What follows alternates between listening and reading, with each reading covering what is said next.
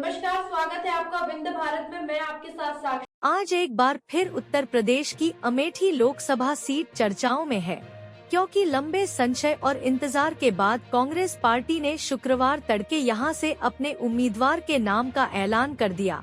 देश की सबसे पुरानी पार्टी ने अमेठी से इस बार एक नए चेहरे पर दांव लगाया है और वो नया नाम है किशोरी लाल शर्मा। 25 साल में पहली बार गांधी परिवार का कोई सदस्य अमेठी लोकसभा सीट से चुनाव नहीं लड़ेगा। 1967 में अमेठी लोकसभा सीट का गठन हुआ, तब से इसे गांधी परिवार का गढ़ माना जाता रहा है, क्योंकि करीब 31 सालों तक इस सीट से गांधी परिवार का ही कोई न कोई सदस्य चुनाव जीतता रहा है। यूँ तो अमेठी सीट से संजय गांधी, सोनिया गांधी और राहुल गांधी भी सांसद चुनकर लोकसभा पहुँचे, लेकिन जितना प्यार अमेठी की जनता ने पूर्व प्रधानमंत्री राजीव गांधी को दिया, उतना गांधी परिवार के किसी दूसरे सदस्यों नहीं मिला। अमेठी में गांधी परिवार की एंट्री 1977 के चुनाव में हुई, जब पूर्व प्रधानमंत्री इंदिरा गांधी के छोटे बेटे संजय गांधी यहां से लोकसभा चुनाव लड़ने पहुंचे, लेकिन जनता पार्टी के रविंद्र प्रताप सिंह ने उन्हें शिकस्त दे दी है। ऐसा इसलिए हुआ क्योंकि ये इमरजेंसी के बाद का चुनाव था और जनता में इंदिरा, संजय और कांग्रेस तीनों के खिलाफ ही नाराजगी थी। हालांकि 1980 के आम चुनाव में संजय गांधी ने बाजी पलट दी और अमेठी में गांधी परिवार की नींव रखी, लेकिन उसी साल संजय की एक विमान दुर्घटना में मृत्यु हो गई और अमेठी सीट खाली हो गई।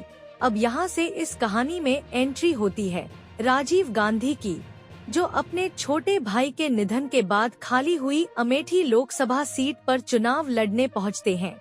1981 के उपचुनाव में राजीव गांधी बड़े 2 लाख से ज्यादा वोटों से अपने विरोधी उम्मीदवार को हरा देते हैं और अमेठी में शानदार जीत हासिल करते हैं।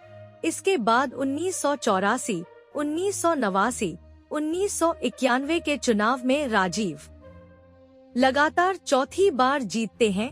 हालांकि किसी को ये मालूम नहीं था कि 1991 का वो चुनाव राजीव गांधी का आखिरी चुनाव होगा।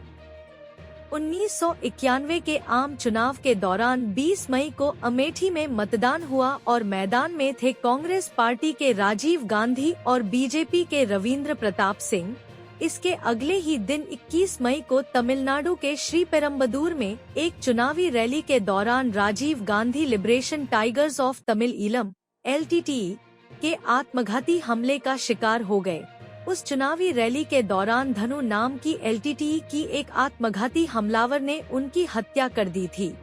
देश और दुनिया को हिला देने वाली इस घटना के बाद जब इस चुनाव में पड़े वोटों की गिनती की गई, तो राजीव गांधी 53.23% वोटों के साथ विजयी हुए, जबकि रविंद्र प्रताप सिंह को 21.35% वोट मिले। अमेठी की जनता ने इस बार भी राजीव गांधी को खूब प्यार दिया, लेकिन दुर्भाग्य की ये देखने के लिए राजीव इस दुनिया में नहीं रहे। उन्होंने 1,12,085 वोटों के जबरदस्त अंतर से ये चुनाव जीता था। राजीव गांधी के निधन के बाद अमेठी में उपचुनाव जरूरी हो गया था। इस उपचुनाव में कांग्रेस पार्टी ने बीजेपी के MM सिंह के खिलाफ सतीश शर्मा को मैदान में उतारा था।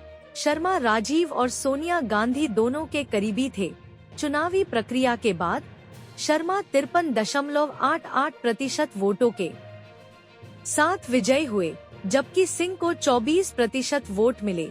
सतीश शर्मा को कुल 178,996 वोट मिले, जबकि सिंह को 79,687 वोट मिले। इसके अलावा निर्दलीय उम्मीदवार आर सिंह 47,033 वोट हासिल करने में सफल रहे।